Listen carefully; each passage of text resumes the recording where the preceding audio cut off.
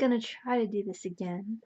Um, yeah, so I've been studying a lot of Stoicism since since studying in England over the last semester. I don't know what it is. I guess I came across this book by this Italian professor whose name I'm gonna try to pronounce, Massimo Pigliucci, maybe?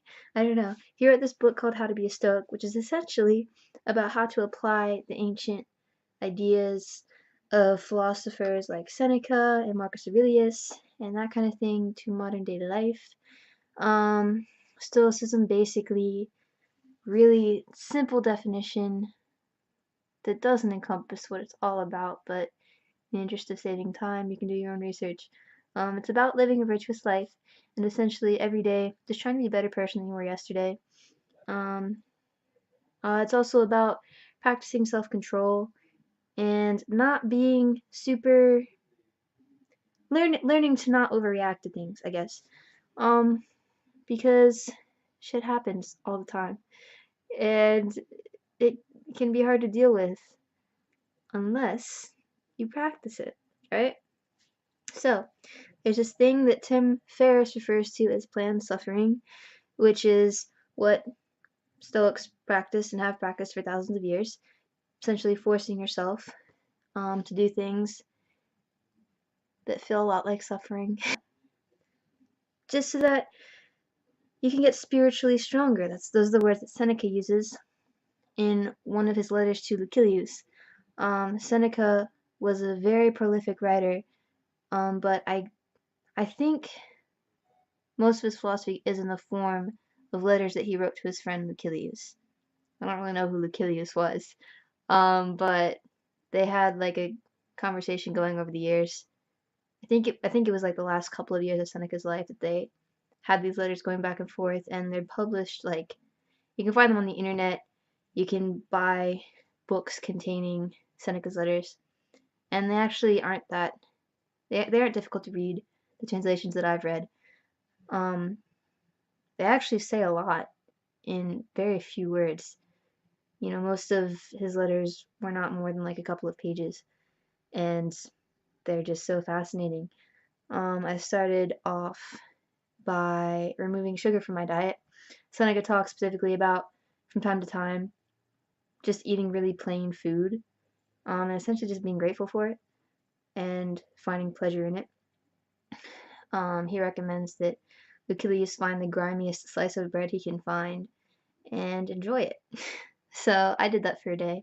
I got rid of, I didn't even eat fruit the entire day. I didn't drink caffeine. I allowed myself one meal that was essentially like a Buddha bowl. So it's like rice and like a bunch of vegetables and beans, but I didn't put any seasoning in it. And after that, I only allowed myself to eat cold rice. So that felt a lot like suffering because I love food. Realized I have an addiction to sugar, I think, because by the end of the day I felt extremely ill. Um, I had like this massive headache. Me and my flatmates were trying to marathon Lord of the Rings. I couldn't finish it, unfortunately, because Lord of the Rings is actually really sick, in the words of my friend Ryan. In retrospect, I realized what I was doing on top of the removing of the sugar was intermittent fasting. I'm really interested in intermittent fasting because it's something that like lots of people do um, to get just better definition in their body, but also apparently it's supposed to be really great for your body. Like there's all these health benefits that I don't remember what any of them were. So do your own research, but it's supposed to be really good for you. Um, you fast 16 hours during the day, and you eat only in an 8-hour window, so like from 1 to 9. Mind you, I wanted it to be like a 24-hour experiment. I only made it to midnight, but midnight was technically the end of the day. So in my mind, I kind of succeeded, you know. But I think that it did make me stronger, because I was able to go without that stuff for for such a long period that it was so uncomfortable. That was obviously really hard, and in comparison, like just not eating until 10:30 or 11 is really not that big of a deal. Had I not done that, I think it would have been a lot more difficult because Literally, I eat like all day, every day. Well, I used to, but like this last week I haven't been doing that. And I hope that I can keep that up because I already am feeling really great. Another reason that people do intermittent fasting is because it's supposed to just give you a lot more energy and make you like more clear in your head. And I've noticed that's like so true. Um, I've just been drinking coffee in the morning, which technically isn't fasting. But they do recommend that you start off by doing that just to make the transition easier. So I've just been drinking coffee and not eating. I didn't realize how tired food makes you, and I'm tired all the time when I eat food all day. So I'm really enjoying this experiment a lot. I'm being very productive just from this change in my diet. But yeah, um, so that's what I've been working on.